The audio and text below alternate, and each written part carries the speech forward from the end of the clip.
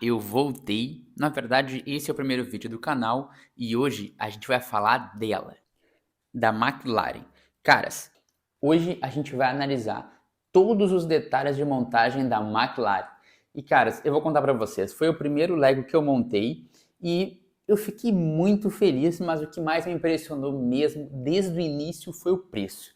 E aí eu já adianto pra vocês. Hoje a original dela na loja da Lego tá custando R$ 2.100 e eu paguei só 200. Esse é o preço atual também do link que tá lá aqui na descrição, vou colocar lá nas outras redes, tá na bio. Caras, é 10% do valor e é muito divertido e eu vou contar para vocês. Durante todo o processo de montagem foi muito empolgante e tu começa a ver no que está se tornando aquele amontoado de peças e eu fui ficando encantado. Desde pequeno eu sempre achei Lego interessante, mas sempre foi algo de difícil acesso. E aí um dia eu pensei, cara, por que não? Eu vou comprar só um, eu vou ter espaço para colocar. Bom, vocês já sabem no que deu, vocês acompanham nas outras redes e sabem que tô começando a ficar sem espaço. Mas beleza, vamos lá, vamos falar sobre a análise desse set inteiro, tá? Preço, o original custa 2.000 e esse aqui R$ 200. Aí já nem se fala, é uma diferença muito gritante. E aí, tempo de montagem. Eu demorei cerca de 8 a 10 horas montando, eu já montei ela duas vezes, para vocês terem ideia do quanto eu gostei, tá? Eu montei ela uma vez só, já no ano passado, eu gostei bastante, me diverti, mas eu pensei, vou fazer um vídeo, e aí foi um dos primeiros vídeos que eu lancei no TikTok, né? Mas beleza. Então foram de 8 a 10 horas de montagem, mas foram horas de montagem que a gente nem vê passando, quando vê se passaram 4 horas, tu pensa, beleza, eu vou dar uma pausa, vou tomar um café, porque tá ficando insustentável aqui ficar tanto tempo sentado. Que, inclusive, esse é um dos pontos bem interessantes da montagem, né? Conforto. Você está confortável, numa posição boa, porque, querendo ou não, são 8 horas debruçado sobre aquele amontoado de peças, né? Então, acho que é bem importante ter isso em mente também, né? Pô, preciso de uma cadeira confortável, de um lugar com espaço, seria sempre o ideal para a gente fazer uma montagem, né? Mas beleza. Quantidade de peças que a gente tem nesse set aqui. Por incrível que pareça, por mais que seja um set muito grande, eu não consigo nem mexer ele sem me movimentar muito, ele tem 1.432 peças. Muito bem distribuídas, por sinal, e ele é até que leve, se tu for pensar pelo tamanho, tá? São 1.432 peças, acredito que seja não nem o maior e nem o menor que eu já montei. Por enquanto, se eu não me engano, o que com mais peças que eu montei até agora é a BMW com 2.000, 1.950, algo desse tipo. E aí, a complexidade. Eu acredito que, mesmo que eu não conheça muito carro, eu sei como é uma Fórmula 1, né? A gente cresce sabendo como é o formato de uma Fórmula 1 e as coisas vão fazendo sentido quando as peças vão se encaixando. Então eu acredito que a complexidade não seja tão grande, com exceção dessas partes aqui. Essa parte aqui, então, assim é melhor de mostrar. Essa parte aqui da suspensão, ela é mais complicada, porque são detalhes, né, que precisam ser vistos e aí sim, depois entra a parte do manual que precisa prestar muito atenção nessas partes aqui. Eu tenho um relato de seguidores que inclusive no final me mandaram uma mensagem falando: Jeff, sobrou 2 molas, o que eu faço? Bom, as molas estão aqui escondidas, ó. Não sei se vai estar aqui, ó. Estão aqui escondidas. Então, é bem interessante ficar atento, porque realmente dá para montar sem algumas peças e no fim elas não vão fazer falta e você vai ver só ali no final que sobrou algumas. Então é bom sempre ficar atento, sempre que você termina um pacote, né? Você vê, beleza, quais peças sobraram desse pacote. Se são peças de encaixe, por exemplo, os tubinhos de encaixe, beleza, muitas vezes vem sobrando, acontece. Acredito que a minha média de sobra de peças é 15 ou 20 peças, ou talvez pode ter acontecido de você ter feito a contagem errada. Eu faço isso muitas vezes. Vou dar um exemplo aqui para vocês. Ó, a gente não consegue ver direito aqui, ó, mas aqui tem um tubo, aqui tem outro tubo e aqui também, né? Então, às vezes, você erra a posição do tubo na contagem né? E aí, ó, aqui dá pra ver melhor, ó, um tubo, outro tubo e outro tubo. E aí você erra essa contagem e aí depois a peça não vai encaixar porque na peça que está no carro já existe um tubo, né? Porque eles têm uma posição correta de números por algum motivo. Isso a gente falou sobre o nível de complexidade, então, que a gente sabe mais ou menos como é um carro de Fórmula 1 e as coisas vão se encaixando, com exceção da suspensão dianteira. A traseira também parece uma teia de aranha e começa a não fazer sentido em algum momento. Você pensa, cara, onde eu vou encaixar essas peças aqui? Mas depois, com um pouco de atenção, começa a fazer sentido e é o menor dos detalhes em relação ao carro todo que, pô, é muito legal, de verdade. Eu realmente gosto muito. Meu top 3 montagem de Lego, que hoje é essa McLaren, a Porsche e a Ford 150 que está aqui no canto, que eu falei muito bem sobre ela, que a suspensão é super legal.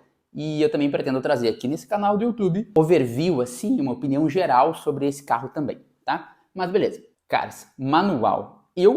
Como vocês sabem, eu prefiro sempre ter o manual impresso. Então esse aqui da McLaren veio numa qualidade muito absurda. Eu até vou mostrar para vocês. Olha, ele é um manual, realmente é um livro muito bem acabado, com uma qualidade ímpar. E aí, claro, diferente do original, o original vem com toda uma história, um pouquinho sobre o designer, sempre tem esses detalhes que agregam um valor, e como aqui a ideia é comprar barato, né, a gente acaba tirando, a gente não, né, os caras que vendem acabam tirando essas informações.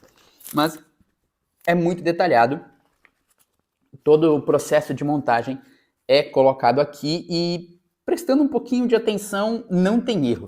Inclusive, ó, eu abri bem nessa página aqui, que existe a junção, então, da parte dianteira, que a gente montou aqui, junto com a parte traseira. Essa parte aqui, que tu pensa, nossa, eu tenho duas partes do carro, nada tá fazendo sentido, mas na verdade esse encaixe é super simples. Então, esse manual aqui, sem brincadeira, 10 de 10 fácil, 10 de 10 muito fácil. É manual muito bem explicado, altíssima qualidade, então vale super a pena. Mas claro, como a gente sempre fala nas outras redes, dá para olhar um manual no aplicativo da Lego também, que é bem interessante. Essa McLaren, como ela é genérica da própria Lego e não é um mock como essa Ferrari aqui, você consegue olhar o manual no próprio aplicativo da Lego. Então, você vai lá, escolhe e vê as instruções originais e consulta o Lego original. O que muda, na verdade, de um manual para o outro, né? O manual da McLaren, que vem impresso, ele tem as instruções um pouco mais enxutas e um pouco mais juntas também. Então, são 3, 4 instruções em uma página só e cada uma delas é numerada e você tem que seguir. E nem sempre é como a gente lê, às vezes ela faz um sobe e desce assim, então tem que prestar mais atenção. O manual da Lego, ele é um pouco mais explicado, cada instrução tem uma página, então a chance de se perder é um pouco menor, é mais fácil para o usuário. Eu recomendo, se você está tendo dificuldade com o manual que veio, dar uma consultada lá no app, quem sabe é bem mais interessante para acompanhar cada passo separadinho. E aí, a gente vai falar agora sobre o acabamento. Cara, é impecável, eu acredito que, claro, comparando com outros carros, por exemplo, com essa Ferrari aqui, eu acho essa McLaren muito superior. E me parece, olhando daqui, um carro que é legitimamente um Fórmula 1. Claro que de blocos. Mas um detalhe importante, eu gosto muito dessa traseira e é algo que dificilmente aparece nos vídeos. Mas eu gosto muito desses detalhes aqui que aparecem e seria interessantíssimo se aqui a gente já tivesse um LED, por exemplo, que ficaria muito bonito. Mas eu acho a traseira desse carro muito legal. Essas rodas aqui também, porque são rodas diferentes da Lego, porque geralmente são aqueles pneus com garras e tudo mais. E eu acho que esse pneu aqui é muito diferente. Que inclusive é um ponto que eu quero considerar aqui, porque a Mercedes, pelo que eu já olhei, ela tem esse pneu, mas ele é todo liso. Eu acho muito mais bonito. E se eu puder, e se eu achar para vender só esses pneus, eu quero colocar esses mesmos pneus na McLaren, para que eles combinem e fiquem iguais. A ideia aqui é, em algum momento, ter a McLaren, aqui no cantinho a gente vai colocar a Mercedes, e aí talvez eu troque eles de lugar, e aí aqui, em algum momento, tirar essa Fórmula 1 e colocar uma Alfa Romeo, que é do mesmo tamanho. Essa Alfa Romeo, ela é da Kada, é uma marca diferente. Eu vou trazer vídeos por aqui, vou explicar sobre essas marcas, inclusive a Kada, que faz modelos lindos, mas são modelos mais caros. Apesar de serem modelos chineses, eles são mais caros sim. Vou trazer mais informações sobre, inclusive na lojinha a gente tem até a arte da Alfa Romeo já feita, muito próximo do que é a McLaren, e vai ficar uma combinação bem bonita. Tô me programando para colocar esses 3 carros aqui na parede. Mas beleza, continuando o acabamento. Um ponto importante de falar é a qualidade dos adesivos. Como a gente viu na F-150 da Ford, os adesivos não são forte dela, e é diferente daqui.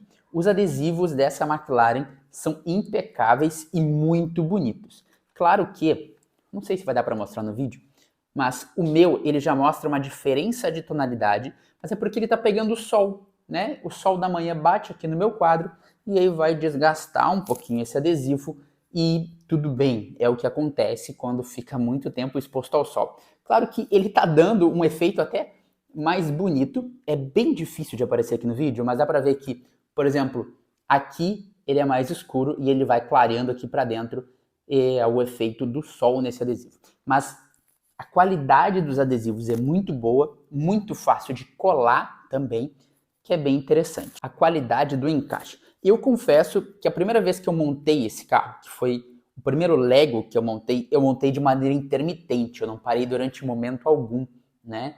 Então eu comecei a montar às 6, 7 horas da tarde e fui madrugada dentro montando. E aí, obviamente, eu fiquei com bolha no dedo. E eu não sabia também montar Lego, então algumas peças para mim não faziam sentido, e aí fiquei com bolha no dedo, e aí eu posso ter pensado lá no início que talvez esse carro não tivesse uma qualidade de peças tão grande, mas na verdade o problema acabou sendo eu, né? Eu que errei fazendo essa montagem desenfreada. Aconselho muito a fazer montagens pausadas, né? Por isso que ela vem com pacotes separados, até para você aproveitar mais o seu set, né? Você compra um set, ele tem 4 pacotes, monta em 4 vezes, quem sabe? Monta primeiro um pacote, tira um tempo, daí no outro dia volta, monta o segundo pacote. Eu acho que talvez seja mais interessante, algo que eu aprendi aí e começou a agregar mais valor à minha montagem, porque eu consegui fracionar esse tempo dedicado a montar o Lego, né? Mas beleza. Qualidade dos adesivos, qualidade do encaixe, eu aconselho sempre a usar também o extrator de peças. Caso ele não venha, é interessante ter um em casa ou comprar um. É super baratinho no AliExpress, é coisa de 1, 2, 3 reais. Então vale super ter um extrator também para não machucar tanto os dedos, tá? Mas beleza. As dimensões desse carro aqui. Esse carro, ele é gigante, é tranquilamente o maior carro da minha coleção até agora. Eu acho que talvez a Mercedes passe 1 ou 2 centímetros. Eu medi de maneira manual, então pode ter uma variação, porque a gente mede assim meio por cima, mas ele tem 64 centímetros por 27. É bastante coisa. Ele é um carro bem gigante e ele encaixa perfeito ali no quadro. Vocês podem ver que a pontinha dele fica um pouco para cima, mas eu também não posso fazer um quadro tão gigante, arranjar uma moldura tão gigante também. E um ponto que foi muito pedido para ser falado é a repetitividade do processo. Cara, diferente de um carro normal, né, não de Fórmula 1, ele tem poucos pedaços que se repetem, né? Claro que os eixos aqui, eles vão se repetir, essa parte aqui dianteira também vai ser repetitivo, mas o que repete mesmo de verdade no carro são essas duas partes aqui.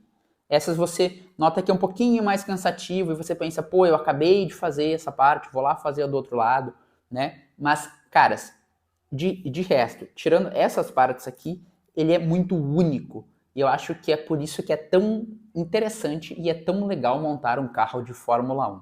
E por isso que também ele está tranquilamente no meu top 3. Né? 2 motivos. Por ser o primeiro, eu acho que isso vale muito para mim, e por também não ser tão repetitivo e todas essas outras qualidades. Né? É um carro que chama muito atenção. Mesmo que a Porsche seja ótima de montar, não chama tanto atenção quanto essa McLaren, até porque ela é laranja e azul, né? As cores da equipe também têm esse ponto. Mas é isso. É basicamente isso. Esses são os pontos de avaliação que eu vou trazer de cada um dos carros. é algo que a gente consegue falar com mais tempo aqui.